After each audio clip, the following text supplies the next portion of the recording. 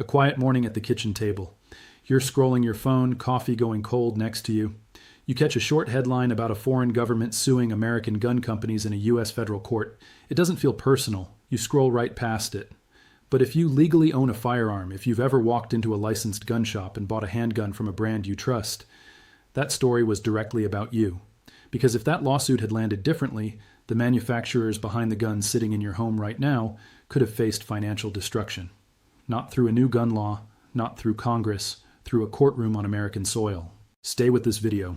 There's a version of the fight over gun rights in America that almost never makes it into the conversations most people have. It's not the version that shows up in elections or on cable news. It's the version that plays out in federal courts, in rulings that don't trend on social media but quietly determine what you can legally buy, what protections manufacturers have, and what rights you hold if you're ever charged with a gun-related offense.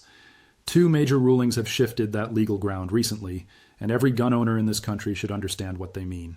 That's exactly what we're here to do. Most gun owners think about their rights in a very specific way. They follow elections, they watch candidates, they track legislation moving through state houses and Congress. That focus makes complete sense. Legislation is one of the most direct ways rights get expanded or eroded, but it isn't the only way. And in some cases, it's not even the most effective way for those who want to chip away at gun rights. Some of the most consequential changes in this area of law didn't happen through a new bill passing. They happened when a single case worked its way up through the federal courts and produced a ruling that reshaped the rules quietly, often without most gun owners realizing it until well after the fact. The assumption a lot of people hold is that as long as the Second Amendment exists in the Constitution, the foundation is solid. The right is written down. Manufacturers are producing firearms. Dealers are selling them. Courts have affirmed the right. So what's the problem? The problem is that you can undermine a right without touching the words that protect it. If the companies that manufacture legal firearms are buried under enough lawsuits, they don't have to be shut down by law. They can simply collapse under the weight of legal costs and liability exposure. The products quietly disappear from shelves. The right stays on paper. But exercising it gets harder and harder in practice. This isn't a theoretical concern. It's a strategy that has been tried before. In the 1990s, a wave of lawsuits against gun manufacturers began creating serious financial strain across the industry. Cities and counties were filing suit, trying to hold gun companies responsible for violence in their communities. The idea was that even if the lawsuits never won at trial, the legal costs alone would force manufacturers to change their practices or close entirely. That pressure was real enough that Congress eventually responded by passing a federal law designed to block that kind of legal attack. But passing a law and ending a strategy aren't the same thing. The strategy adapted, and it came back in a form nobody expected. The nation of Mexico filed a lawsuit in U.S. federal court against 7 of the largest firearms manufacturers in America. Not a small company, not a fringe operation, some of the most well-known brands in the industry, the kind of companies whose products sit in safes, range bags, and police holsters all across the country. Mexico's claim was that these companies bore responsibility for gun violence carried out by drug cartels south of the border. Mexico wanted $10 billion in damages, and the case didn't just get laughed out of court on arrival. A federal appeals court, the First Circuit, reviewed the arguments and decided the case was strong enough to proceed to trial. That's the moment where the gap between what people assume and what's actually happening becomes very clear. Most people would expect a foreign government suing American manufacturers over crimes committed by foreign criminals on foreign soil to get dismissed immediately. But that's not what the legal process produced. 7 companies, representing a huge portion of the American firearms market, were suddenly staring down the prospect of a full trial, with the potential for a multi-billion-dollar judgment hanging over it. And the implications of a judgment like that reach far beyond any one company. Think about what happens to any business when a massive judgment looms. Investors don't wait to see how it plays out. They move their money somewhere safer. Lenders renegotiate terms or pull out. Board members push for radical changes in how the business operates, what it sells, and how it sells. Insurance becomes more expensive and harder to secure. The company that emerges from that kind of financial pressure, if it survives at all, looks different from the one that entered it. Apply that to a gun manufacturer, and the impact on legal buyers is direct. Fewer products, different product lines, changed distribution channels, a lawful right that becomes progressively harder to exercise in the real world, not because of a law, but because the infrastructure supporting it has been financially dismantled. Mexico's legal argument was built around a concept called negligence, which means carelessness. They weren't claiming the guns themselves were defective in design. They were arguing that the companies had been careless in how their products moved through distribution channels, and that this carelessness allowed firearms to reach criminal organizations. That framing matters because it was designed to sidestep existing legal protections. Understanding why requires knowing about a specific piece of federal legislation. In 2005, Congress passed a law called the Protection of Lawful Commerce in Arms Act. The shortened name is the PLCAA. What it says, in straightforward terms, is that a firearms manufacturer or dealer cannot be held legally responsible for a crime that a third party commits using a gun that was lawfully made and lawfully sold. A third party just means another person, someone the company had no connection to or control over after the legal sale. The principle behind it is the same logic courts apply in other industries. A company that makes and sells a legal product through a legal process is not the responsible party when a buyer later misuses that product. The law applied that principle specifically and explicitly to the firearms industry. The PLCAA isn't unlimited, though. It has exceptions built into it, and those exceptions are important. A manufacturer or dealer who knowingly participates in an illegal sale can still be held responsible. A dealer who breaks federal law during a transaction can still face legal consequences. The protection is specifically and narrowly for the lawful sale of a lawful product to a lawful buyer. Mexico's lawsuit argued that the gun companies had triggered one of those exceptions, that they had knowingly allowed their products to be diverted to illegal buyers. The appeals court thought that argument deserved to be tested at trial. The Supreme Court looked at the same facts and reached a very different conclusion. The decision came down unanimously. That word carries weight here, because this court is not known for unanimous decisions on gun-related matters. 9 justices, with very different track records on Second Amendment questions, all looked at Mexico's lawsuit and agreed it had to be dismissed. The case is formally called Smith and Wesson Brands versus Estados Unidos Mexicanos, which is the formal Spanish name for the Mexican government. The court held that Mexico had not produced sufficient evidence to show that any of the PLCAA exceptions actually applied. Making the argument isn't enough. Under federal legal standards, the argument has to be supported by facts that could survive scrutiny. Mexico's claims didn't clear that bar. The lawsuit was thrown out entirely, and the PLCAA was confirmed as a real functioning protection, not just language on paper that courts can push aside when the story feels sympathetic. There's one more piece of this ruling worth carrying forward. Buried in the court's written opinion is language acknowledging that firearms like the AR-15 are widely purchased by law-abiding American citizens for lawful purposes. That acknowledgement, made unanimously, matters beyond this specific case. Language from a Supreme Court opinion gets used in future cases. Attorneys cite it. Lower courts reference it. A unanimous court saying that semi-automatic rifles are common and lawful is the kind of statement that echoes in the legal record for years. The people who watch this channel come from all kinds of backgrounds when it comes to guns and gun law. Some have been following these legal developments for a long time. Others are newer to it and are still building their understanding. What connects them is that they want real information, not just headlines that have been stripped of the details that actually matter. If that describes you, subscribing is how you stay in that conversation as new cases and rulings come forward.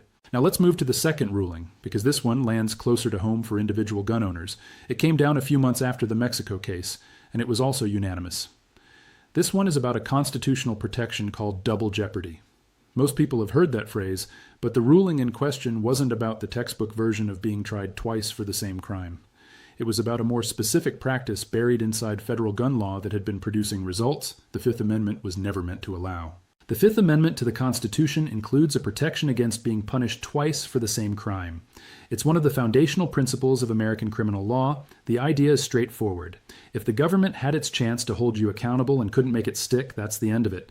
You don't face the same jeopardy again for the same act. But this protection applies in more nuanced ways than just the basic idea of being retried after an acquittal. It also applies to the question of whether the government can use overlapping laws to punish a single act multiple times in the same proceeding. In federal law, there are 2 separate statutory provisions that both deal with using a firearm during a violent crime. One addresses the act of using or carrying a gun when a crime of violence is committed. The other addresses situations where that same violent event results in someone's death. These 2 sections cover overlapping ground. For years, federal prosecutors had a habit of charging defendants under both provisions simultaneously for what was essentially a single incident, one event, one act, 2 charges, 2 separate sets of penalties stacking on top of each other. The practical effect was that sentences in these cases grew significantly beyond what either provision alone would have produced.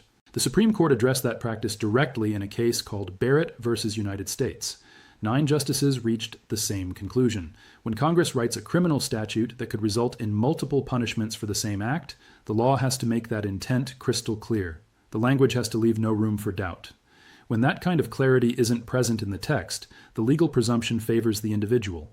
The government doesn't get to punish someone twice for a single act just because it has 2 statutes that both technically apply. Looking at these 2 provisions side by side, the court found nothing in the text that clearly authorized stacking them on a single act. The practice was unconstitutional. A concrete example brings this into focus. Consider someone who commits an armed robbery during which a person is killed. Before this ruling, a federal prosecutor could apply both provisions to that one incident, the single event where a firearm was used and someone died, and seek prison time under each of them separately. The effect was a significantly inflated sentence tied to one moment in time. Under the Barrett ruling, that approach is no longer available. The prosecutor has to choose one of the provisions. Using both for a single act is a double punishment the Constitution doesn't permit. It's worth being precise about what this ruling doesn't change, because the boundaries matter. It doesn't reduce consequences for people who commit multiple distinct criminal acts. It doesn't make violent offenses less serious or harder to prosecute.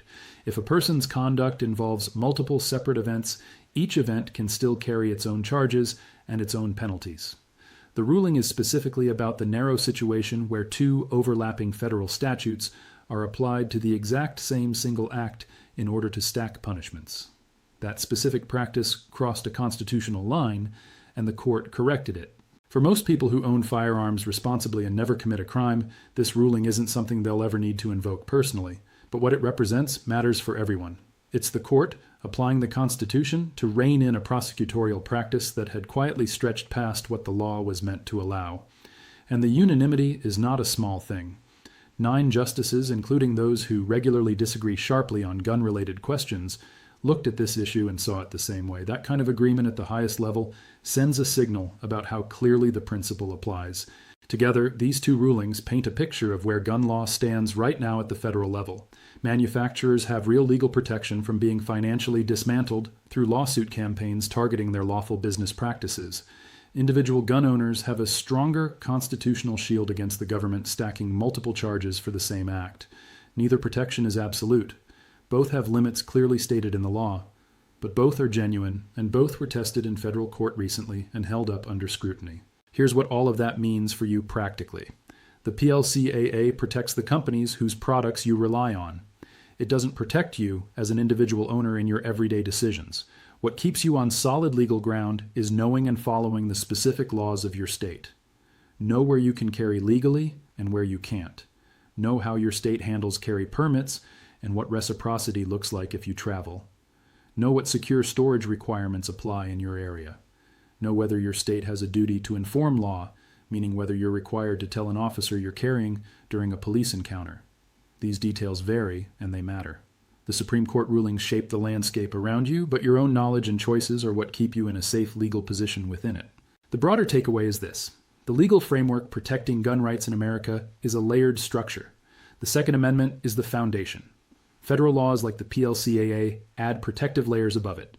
Constitutional principles like double jeopardy protection add more, and court decisions keep clarifying and reinforcing how those layers work.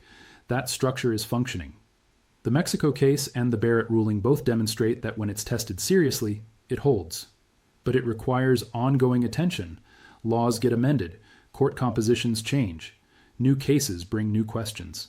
The work of keeping these protections in place never fully stops, and staying informed is a genuine part of responsible ownership. One thing worth keeping in mind when you're having conversations about this topic is what these rulings actually say about accountability. Some people argue that gun companies operate without any consequences. That's not what the law says, and it's not what the courts have said. The PLCAA has exceptions. Knowingly illegal sales are not protected. Dealers who violate federal law can be sued. The protection is carefully scoped to lawful transactions between lawful parties. Understanding those limits makes you a more accurate and more credible voice in any discussion about gun law, and that accuracy matters. Subscribing to this channel means you'll keep building that kind of working knowledge over time. When the next significant ruling comes down, when a new case reaches the Supreme Court, when a state changes its carry laws, you'll already have the background to understand what's happening and what it means for you. That's not a small advantage. It's the difference between being caught off guard and being genuinely prepared. Come back for the next video, and let's keep adding to that foundation together. The Second Amendment has been challenged in courts, in legislatures, and in public debate for as long as it has existed. It's still standing. The rulings we covered today are part of why. Know what the law protects, know what it requires of you, and carry both pieces of that knowledge forward. That combination of rights and responsibilities is exactly what lawful, thoughtful gun ownership looks like in practice.